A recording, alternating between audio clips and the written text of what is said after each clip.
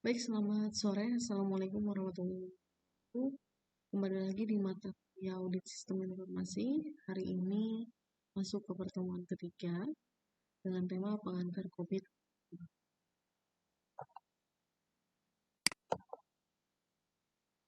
Oke, apa itu COVID? Nah, COVID ini dirancang sebagai alat penguasaan IT yang membantu dalam pemahaman dan mengelola risiko, manfaat, serta evaluasi yang berhubungan dengan IT. Ya, COVID ini merupakan kepanjangan dari Control Objective for Information and Related Technology. Ya, jadi COVID ini merupakan sebuah kerangka kontrol di TI.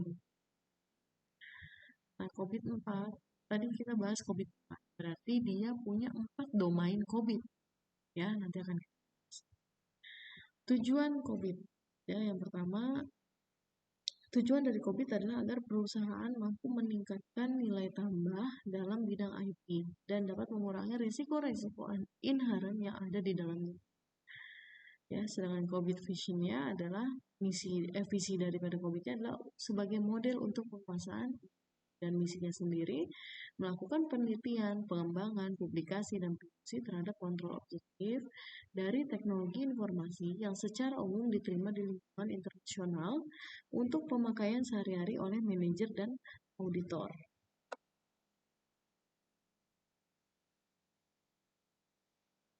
Jadi COVID ini menyediakan manajemen dan pemilik proses bisnis dengan model tata kelola teknologi informasi yang membantu dalam memberikan nilai dari TI dan memahami serta mengelola risiko yang terkait dengan TI.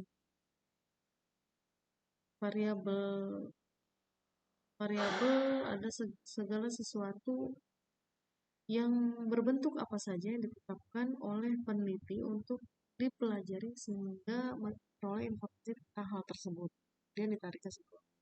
Dan variabel independen ini sering disebut sebagai stimulus, ya, atau prediktor atau antecedent. Dalam bahasa Indonesia sering disebut sebagai variabel bebas. Variabel bebas adalah variabel yang mempengaruhi atau yang menjadi sebab perubahannya atau timbulnya variabel dependent atau terkait. Nah, ini adalah 4 domain COVID yang dimiliki oleh COVID-4. Antara lain ada plan and organize, ya. Kemudian ada acquire and implement, ada deliver and support, dan juga monitor dan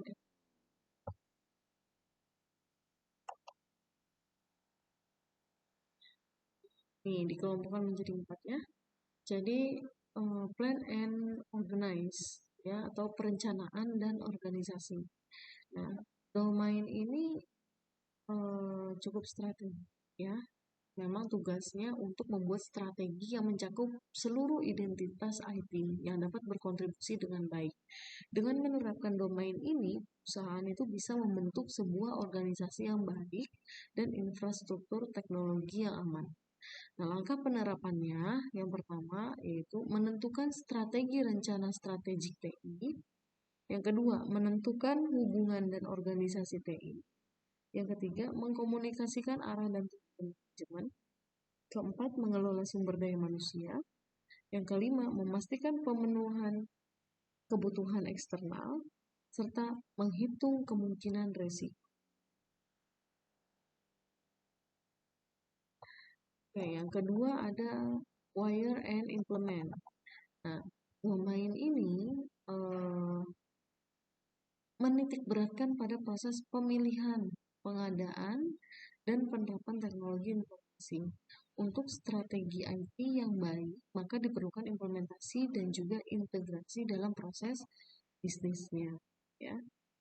Langkah penerapan daripada domain acquire dan implementasi sendiri atau perolehan dan implementasi sendiri ini adalah antara lain mengidentifikasi masalah dan mencari solusinya, mendapatkan dan memelihara infrastruktur IT, mengembangkan dan memelihara semua prosedur, memasang dan mengakui sistem, serta mengelola jika ada perubahan. Masuk yang ketiga ada penyerahan dan pendukung atau deliver and support.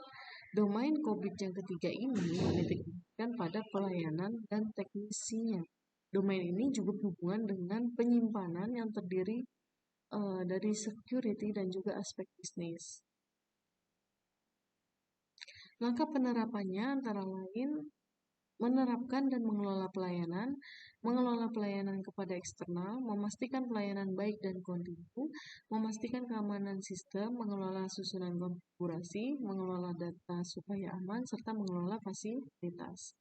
Yang terakhir adalah monitoring and evaluasi, ya, monitoring and evaluate atau ME. Domain ini bertugas memonitoring dan mengevaluasi dari proses. Ya, domain ini juga mengontrol apakah strategi yang diterapkan berjalan dengan lancar atau tidak. Dan langkah penerapannya yaitu mendapatkan kepastian yang independen serta memonitoring proses menaksir kecukupan pengendalian internal.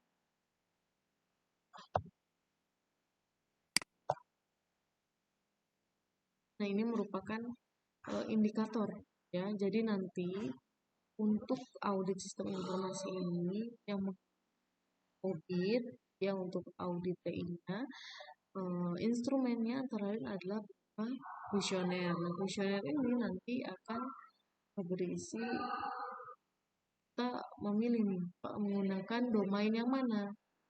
Misalkan menggunakan domain PO, nah berarti ada sub-sub domainnya lagi. Tinggal dibuatkan pertanyaan-pertanyaan yang berkaitan dengan subdomain. Untuk di PO sendiri subdomainnya adalah 11 ya, 11 subdomain.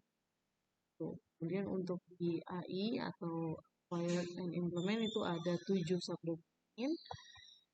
Bisa kalian baca. Dan untuk di DS, Deliver and Support ada 13 domain, 13 subdomain. Dan terakhir di Monitoring and Evaluate ada 4 subdomain.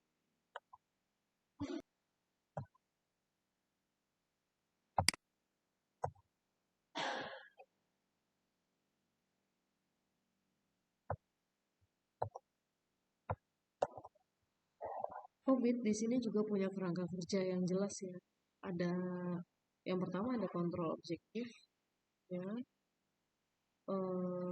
Kontrol objektif ini terdiri atas 4 tujuan pengendalian tingkat atau high level kontrol objektif yang terbagi dalam 4 domain, ya, yang tadi disebutkan atau diterangkan sebelumnya. Ada PO, ada DS, ada AI, dan juga ada M.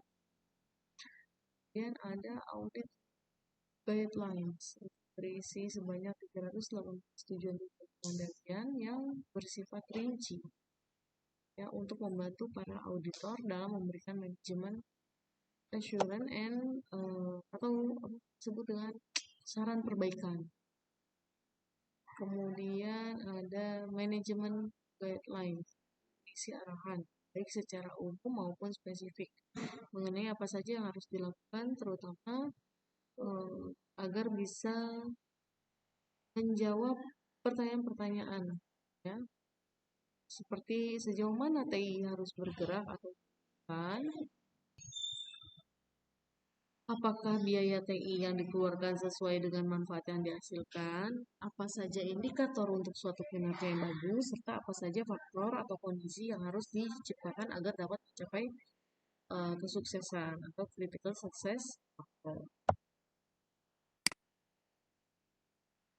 Nah, COBIT juga mempunyai ukuran-ukuran lain seperti maturity models, critical success factor, key goal indicator atau KPI, dan juga KPI, key performance indicator. Mungkin di setiap perusahaan itu kita pernah dengar yang namanya KPI. Nah, ini ya salah satu, ya, ukuran-ukuran lainnya. Nah, ini merupakan model kematangan atau maturity level. Ya, jadi ketika nanti sudah kita sebarkan instrumen kuesionernya, kita sudah tentukan mau menggunakan domain apa untuk audit TI-nya. Nah, kita hitung, ya, ini indeks daripada kematangannya ada di angka atau di level berapa nih di kematangannya. Nah, nanti bisa terlihat ya bahwa itu artinya dia di tingkat mana nih, masih di tidak ada ya, atau non existing, atau di inisial, atau di pengembangan proses berdasarkan intuisi ya, atau di proses telah didefinisikan, dikelola atau terukur, ataupun di optimisasi. Nah, seperti itu untuk yang tingkat kematangan.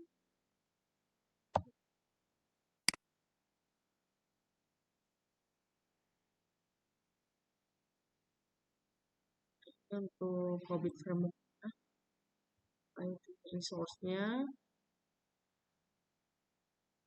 kemudian IT prosesnya. Di sini kita boleh menggunakan salah satu daripada si domain daripada COVID.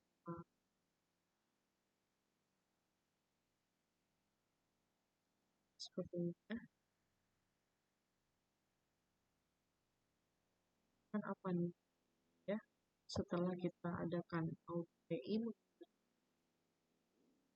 bisa juga mungkin menggunakan dua atau mungkin bahkan tidak. Jadi tergantung nanti IT resource mana yang mau kita audit sesuai dengan. Nah, ini untuk yang tingkat kematangan.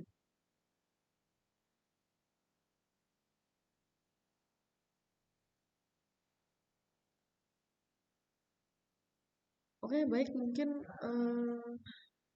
itu saja dari penjelasan di pertemuan 3 ini tentang COVID-4 ya. Jadi kalian bisa coba searching lagi, cari lagi, baca-baca lagi mengenai COVID-4 ya, sehingga nanti bisa memahami domain-domain daripada si COVID-4 ini sendiri. Terima kasih untuk perhatiannya. Saya akhiri. Terima kasih. Wassalamualaikum warahmatullahi wabarakatuh.